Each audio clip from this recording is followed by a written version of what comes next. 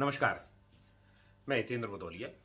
आज सुबह फेसबुक पर एक पोस्ट की थी कि अशोकनगर जिले को एक बड़ी उपलब्धि मिल सकती है, तो खुश रहने के लिए तैयार रहिए। तो ये पोस्ट किसी संदर्भ में लिख रहा था, मगर इसको लिखते लिखते जिस व्यक्ति ने इस उपलब्धि के बारे में मुझे बताया था, उसने मुझे ये भी कहा था कि जब तक आधिकारिक रूप से चीज़ें क्लियर ना हो जाएं तब तक आप इसको यूं मत करिए।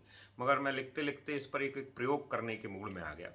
वो प्रयोग करने के लिए सोशल मीडिया के इस माध्यम को एक नए तौर पर आज मैंने प्रयोग किया है। आप लोगों को पता नहीं संजीदगी कितनी लगेगी इसमें या कितना इसको पसंद करेंगे, मगर मैं अपनी बात इसलिए रखना चाह रहा हूँ कि बहुत सारे लोग, हजारों की संख्या में लोग मुझसे या मेरी पोस्ट के माध्यम से जानना चाह रहे थे एक्चुअली में कि वो कौन सी खुशी या उपलब्धि हो सकती है। तो पहले तो ये क्लियर कर दूं कि जो चूंकि किसी के विश्वास की बात है, बहुत जल्दी आपको उसके बीच में लाऊंगा। और ये भी दावा नहीं कर रहा मैं कि वो खुशी आप लोगों को भी उसी तरह से नज़र आ रही है जिस तरह से मैं समझ रहा हूँ। हो सकता है सबके अपने अपने सोचने के तरीके और दायरे, धारणाएं और मान्यताएं हैं, तो आप उसको कैसे लेंगे वो मुझे समझ में नहीं आता। मगर मैं अपनी तरफ से उसको आपके बीच में पेश करूंगा, तो मुझे लगता है मैं जैसा सोच रहा हूँ वैसा होगा। मगर इसका एक दूसरा पक्ष ये था कि सोशल मीडिया का जो ट्रेंडिंग इस दौर में चल रहा है, दरअसल मैं अशोकनगर के संदर्भ में एक नया प्रयोग करके उसमें देखना चाह रहा था। और इस नए प्रयोग से जो चीज़ें सामने निकल के आई हैं, बहुत सोची समझी रणनीति के तहत या विचार के तहत ये पोस्ट मैंने लिखी थी। अमूमन कुछ वर्षों से आपने मुझे सोशल मीडिया पर काम करते देखा होगा, तो बहुत प्रामाणिक या गंभीर खबरों पर या बड़ी घटनाओं पर आप मेरे साथ में होते हैं, मुझे देखते हैं। तो इस तरह की सनसनियों से अक्सर मैं बचने की कोशिश करता हूँ। मगर आज मैं ये जानना भी चाह रहा था, इसलिए मैं समझना चाह रहा था कि क्या खुश रहने के तरीके कितने कितने हो सकते हैं, यानी कि ऐसी कौन सी उपलब्धियां आदमी अपने तौर पर समझता है जिससे वो खुश होगा। तो मैं ये देखना चाह रहा था। तो पूरे जिले भर से जो प्रतिक्रियाएं आई, तो खुश रहने के लोगों के अपने अपने जरिए और अपने अपने तरीके, अपनी मान्यताएं हैं या अपनी सोच है। तो मैंने उनको सारी पोस्टों को देखा और उसके बाद मुझे लगता है कि उन्हें 5 या 6 तरह वर्गीकृत कर देना चाहिए, अलग अलग तरीके। तो पहला तो वो मुद्दे जो अशोकनगर ज़िले के लिए बहुत महत्वपूर्ण है और इनसे जुड़ी प्रतिक्रियाएं आगे के लिए जो नेतृत्वकर्ता हैं उन्हें समझना होगा। दूसरा, कुछ आश्वासन, कुछ सपने हैं जो यहाँ के लोग लगातार देख रहे हैं और उनको लगता है कि अगर वो पूरे हो जाते हैं तो एक समग्र जिले के तौर पर बड़ी खुशी उनको मिल सकती है। तीसरा, किसानों से जुड़ा मुद्दा है। बहुत सारी पोस्टों में किसानों से जुड़ी चीज़ें, उन पर भी आपके बीच में आऊँगा। एक मुझसे व्यक्तिगत कुछ चीज़ें हैं, वो कोई बहुत मायने नहीं रखती। जो सबसे बड़ी चीज़ मायने रखती है वो राजनीतिक विमर्श पर है। तो इस पोस्ट को कुछ या कहिए कि ज़्यादातर लोगों ने राजनीतिक संदर्भ में ही लिया था। तो ये डिक्लेरेशन जरूर मैं यहाँ करना चाहूँगा कि इस पूरी पोस्ट का राजनीतिक महत्व से, राजनीतिक विचार से, राजनीतिक क्षेत्र से किसी भी तरह का कोई संपर्क और कोई संबंध नहीं है। मगर राजनेताओं पर घूम फिर के जब व्यवस्था में आते हैं तो सारी चीज़ें उन्हीं के पास आके टकराती हैं।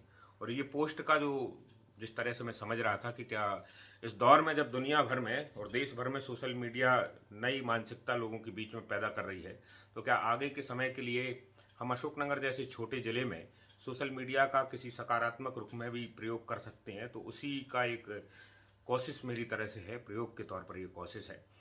तो देखिए, आप लोगों के अपने अपने जरिए और तरीके हैं। वो घटना मैं आखिरी में बताऊंगा जिसके संदर्भ में लिखी गई है पोस्ट जो है।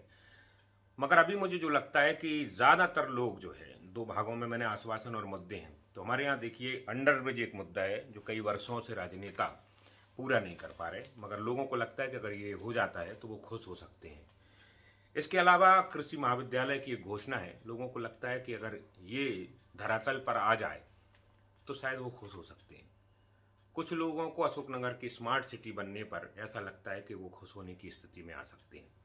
इसके अलावा भी कुछ और चीज़ें हैं जिनमें उद्योग को लेकर बहुत सारे युवा लिखते हैं। बेरोजगारी का एक मुद्दा लगता है उनको कि अगर ये अशोकनगर के लिए आते हैं तो वो सबसे बड़ी उपलब्धि होगी और सबसे बड़ी खुशी की वजह भी हो सकती है। इसके अलावा अंडरब्रिज के अलावा भी छोटे छोटे जो अतिक्रमण है वो इस मुद्दे पे हैं। गड्ढे अशोकनगर शहर के, जिले भर के, वो इसमें खुश होने की बजाय में है।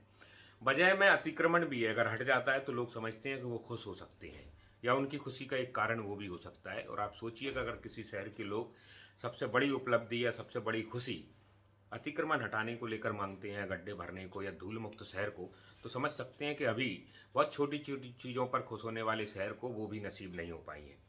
इसके अलावा कृषि से जुड़ी जो मुद्दा है, चूंकि जिला कृषि प्रधान है और ज़्यादातर लोग उससे अपना जीवन चला रहे हैं, तो भावांतर का मामला हो, चाहे बीमा का मामला हो, चाहे पाले से जुड़ी मुद्दा हो, तो कृषि से संबंधित बहुत सारे लोगों ने अपनी अपनी जिज्ञासाएं रखी हैं और उनको लगता है कि अगर उसमें कृषि महाविद्यालय भी एक मान लीजिए कि अगर ऐसा कुछ होता है जो किसानों के बहुत बड़े काम में आ सकता है, तो वो इस जिले की सबसे बड़ी उपलब्धि हो सकती है।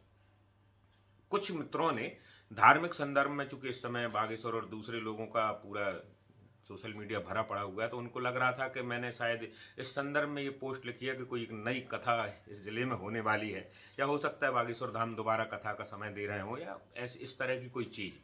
मगर ये भी इस पूरी पोस्ट से जो है कहीं तक निहित नहीं था। सबसे बड़ा मुद्दा आता है इसमें राजनीतिक विमर्श। तो ज़्यादातर लोगों को ये लग रहा था कि मैंने ये पोस्ट इस वजह से लिखी है कि मुझे ऐसा कुछ जान पड़ गया है या मुझे कुछ ऐसी जानकारी मिल गई है कि अशोकनगर जिले के राजनीतिक परिक्षेत्र में, परिवेश में कुछ नया बदलाव आने वाला है। लोग समझ रहे थे कि ये बदलाव यहाँ के विधायक को मंत्री बनाने के लिए हो सकता है। कुछ लोग कह रहे थे कि सीएम यहाँ आ सकते हैं, कुछ लोगों ने सिंधिया जी का नाम भी उसमें लिया। कुछ लोग कह रहे हैं कि कोई बड़ा नेता हमारे अशोकनगर जिले को लेकर कोई भाषण भी देना चाह रहा है। मगर घूम फिर कर जो पोस्ट में सबसे ज़्यादा प्रतिक्रियाएं आई, वो अशोकनगर जिले को मंत्री को लेकर है। क्योंकि हमारे यहाँ जिले में ऑलरेडी पहले से मंत्री है, तो वो कोई बहुत बड़ी उपलब्धि नहीं होती अगर दूसरी बार एक और मंत्री मिल भी जाते हैं। शहर के लिए हो सकती थी, मगर पोस्ट में लिख रहा हूँ कि मैं अशोकनगर जिले के लिए वो उपलब्धि हो सकती है। तो ज़्यादातर लोग, चूंकि ऐसा लग रहा था कि राजनीति से जुड़ी चीज़ें ही सबसे बड़ी खबर हो सकती हैं, सबसे बड़ी उपलब्धियाँ हो सकती हैं, तो उन्हें थोड़ी सी मेरी इस पोस्ट से निराशा हो सकती है, क्योंकि इस उपलब्धि में उनका भी कोई जिक्र नहीं था और ना मेरे पास ऐसी कोई सूचना है कि किसी भी तरह की इस तरह की कोई चीज़ें यहाँ होने वाली हैं।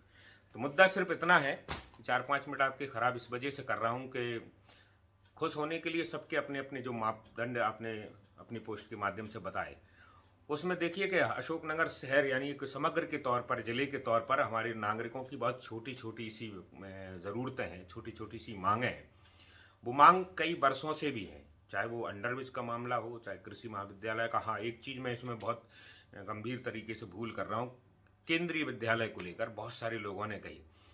होने को तो ये बहुत बड़ी उपलब्धि है कि ज़िले में एक नहीं 3 है। राजनीतिक लड़ाई का एक हमको बड़ा फायदा ये मिला कि जिस ज़िले में एक केंद्रीय विद्यालय हो सकता था, वहाँ 2-3 भी होने वाले हैं। मगर घोषणाएं थोड़ी सी ज़मीन पर आ जाएं, स्मार्ट सिटी आ जाए, कृषि महाविद्यालय आ जाए, तो लोग खुश होने की बात कर रहे हैं।